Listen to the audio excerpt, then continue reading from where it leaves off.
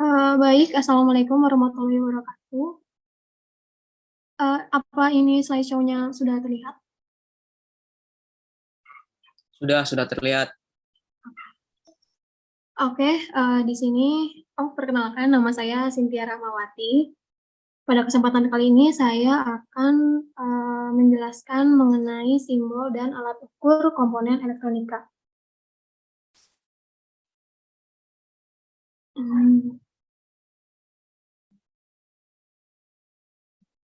Oke, di sini untuk simbolnya sendiri, seperti yang kita tahu, simbol itu merupakan sebuah gambar yang dapat menggambarkan sebuah benda.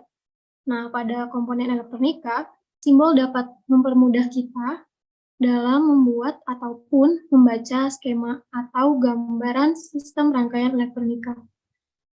Dan simbol-simbol ini juga dapat mempermudah pembuatan skema rangkaian serta juga dapat mempermudah pemahaman kita di saat proses perakitan. Karena jika kita membuat skema rangkaian dengan menggambarkan komponen tersebut secara langsung, itu dirasa akan lumayan susah. Jadi di sini kita perlu simbolnya saja. Nah, ini ada beberapa yang akan saya bahas mengenai simbol-simbol, tidak hanya simbol komponen saja. Saya juga di sini akan membahas simbol kelistrikan, yaitu ada simbol komponen elektronika, simbol sambungan listrik, simbol relay, dan simbol saklar atau switch. Lalu ada simbol ground atau pentanahan, ada simbol power supply, dan simbol meter atau alat ukur. Yang pertama di sini ada simbol komponen elektronika yang sudah dibahas oleh Kang Fahmi sebelumnya, mirip-mirip. Yang pertama di sini ada simbol resistor. Nah, itu biasanya digambarkan oleh gambar kotak seperti itu, atau juga ada simbol yang digambarkan seperti rumput. Nah, fungsi dari resistor sendiri yaitu sebagai hambatan. Nah, yang kedua itu ada simbol kapasitor. Di sini yang saya gambarkan adalah simbol kapasitor polar atau kondensator polar yang memiliki dia itu memiliki terangan positif dan negatif, yang dimana komponen ini tidak dapat dipasang sembarangan atau terbalik. Berbeda dengan simbol resistor, dia dapat dipasang terbalik karena dia tidak memiliki kaki positif ataupun negatif. Nah, lalu di sini yang ketiga ada simbol LED, light emitting diode. Dia biasanya kita pakai untuk indikator. Nah, untuk kaki diodanya sendiri, dia tuh memiliki polaritas positif atau negatif. Nah, di sini tuh yang positif digambarkan dengan gambar segitiga, dan yang negatifnya itu hanya digambarkan dengan garis. Dan di situ pun ada tanda panah ke atas, itu tuh artinya dia mengeluarkan cahaya. Nah, dan yang keempat di sini ada dioda. Dia tuh fungsinya sama seperti, bukan fungsinya, gambarnya itu sama seperti LED. Nah, tapi di sini dia tidak memiliki panah karena dia tidak mengeluarkan sebuah cahaya.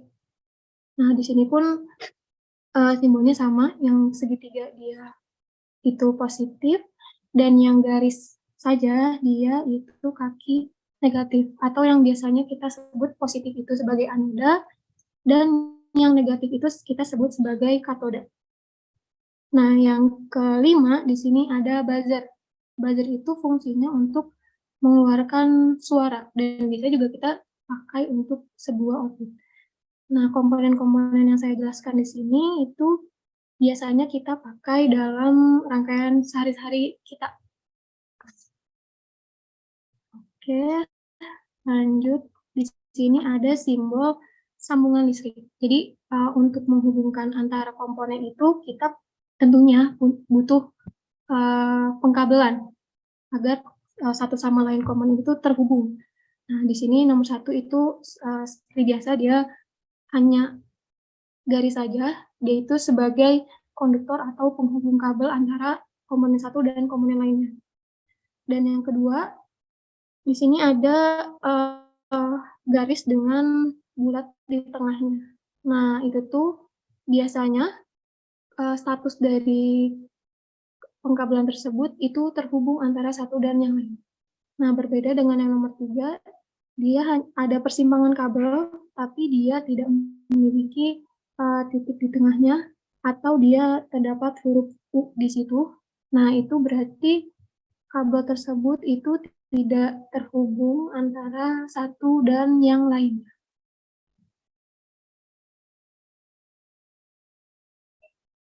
Nah, lalu di sini ada simbol saklar atau switch dan relay.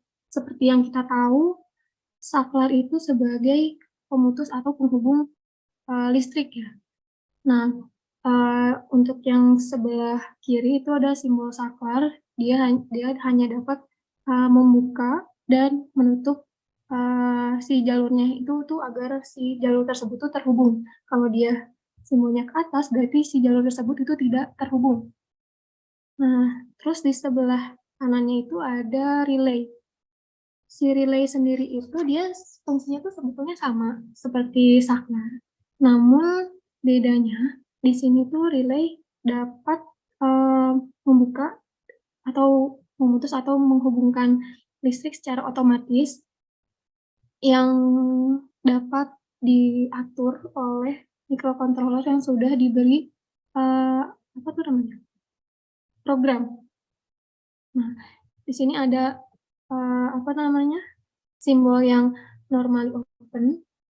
Dia tuh maksudnya normally open tuh dia statusnya tuh normalnya akan selalu terbuka atau terputus di awal. Jadi ketika kita menyalakan sebuah rangkaian, dia itu akan selalu terbuka.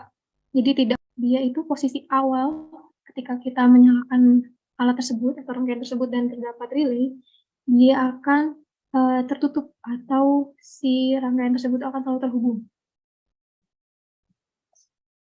Lanjut. Di sini ada simbol ground atau pentanahan yang fungsinya untuk menetralisir cacat atau noise yang disebabkan baik oleh daya yang kurang baik ataupun kualitas komponen yang tidak standar. Sistem grounding pada peralatan listrik dan elektronika adalah memberikan perlindungan pada seluruh sistem. Nah, ini beberapa simbol dari ground itu sendiri. Yang sebelah kiri itu ada simbolnya dengan segitiga di bawah, ada dengan antena ya arahnya ke bawah juga, dan ada earth ground, ada signal ground, chassis ground, dan earth ground.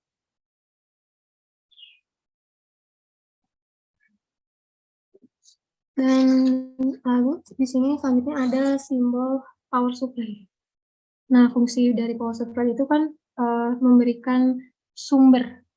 Nah, beda-beda sumbernya itu, ada yang menggunakan baterai, ada yang menggunakan arus, ada yang menggunakan listrik langsung dari PLN. Nah, ini tuh merupakan simbol-simbolnya.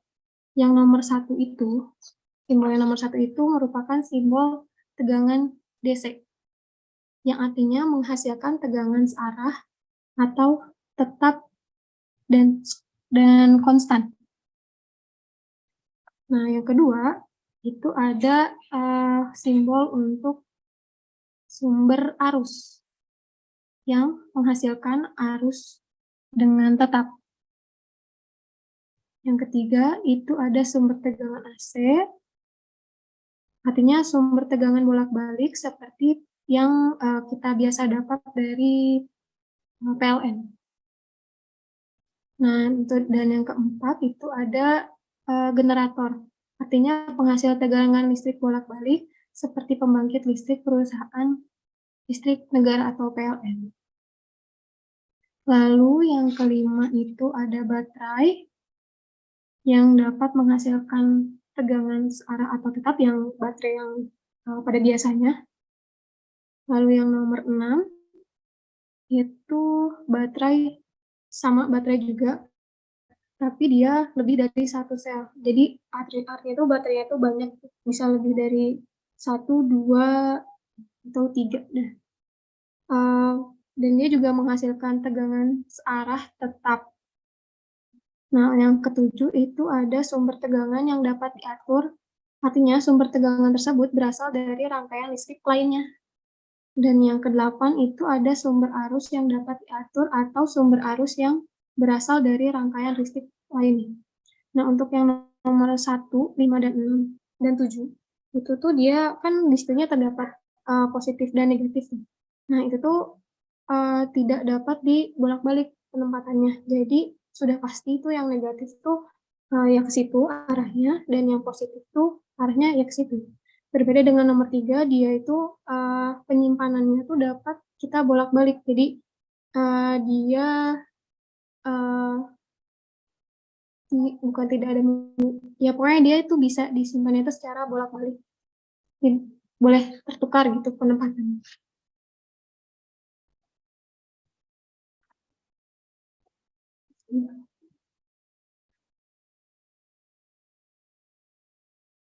Nah, lalu di sini ada simbol meter atau alat ukur. Yang pertama itu, kalau misalnya di dalam sebuah skema rangkaian terdapat simbol tersebut, berarti nanti tuh di dalam rangkaian tersebut tuh kita dapat menghitungnya. Nah, yang pertama itu ada simbol voltmeter untuk mengukur tegangan. Yang kedua itu ada simbol ampermeter untuk mengukur arus. Yang ketiga itu ada simbol ohmmeter yang berfungsi untuk mengukur hambatan yang resistor tadi. Terus yang keempat itu untuk mengukur daya atau wattmeter. Wattmeter itu fungsinya untuk mengukur daya. Nah, lanjut, tadi kan kita sudah membahas tentang simbol alat ukurnya. Nah, di sini saya akan membahas tentang alat ukur itu sendiri. Nah, apa sih alat ukur itu? Alat ukur listrik biasanya digunakan untuk mendeteksi ataupun mengukur besaran-besaran listrik yang mengalir seperti hambatan, kuat arus listrik, daya listrik, dan sebagainya. Berdasarkan bentuknya, ada dua jenis alat ukur listrik di pasaran, yaitu yang analog dan yang digital. Yang analog itu biasanya masih berbentuk jarum, dan yang digital itu dia sudah berbentuk angka-angka menggunakan seperti 7 segment.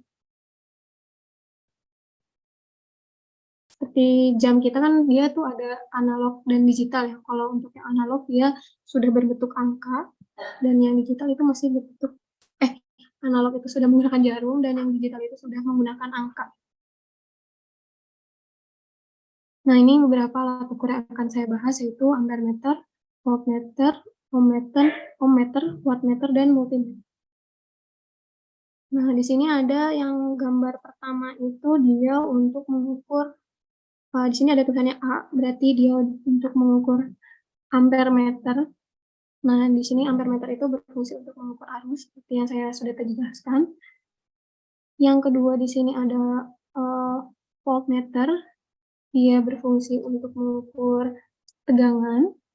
Dan yang ketiga di sini ada ohmmeter, dia berfungsi untuk mengukur hambatan. Yang keempat ada wattmeter, dia berfungsi untuk mengukur daya. Dan yang kelima ini agak beda, dia sesuai dengan namanya, dia multimeter. Berarti dia dapat mengukur lebih dari satuan. Misalnya dia tuh bisa mengukur ampere, dia bisa mengukur volt, dia bisa mengukur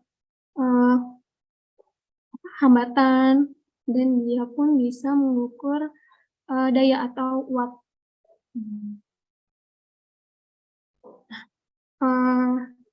Segitu yang bisa saya sampaikan. Kurang lebihnya mohon dimaafkan. Terima kasih atas perhatiannya. Assalamualaikum warahmatullahi wabarakatuh.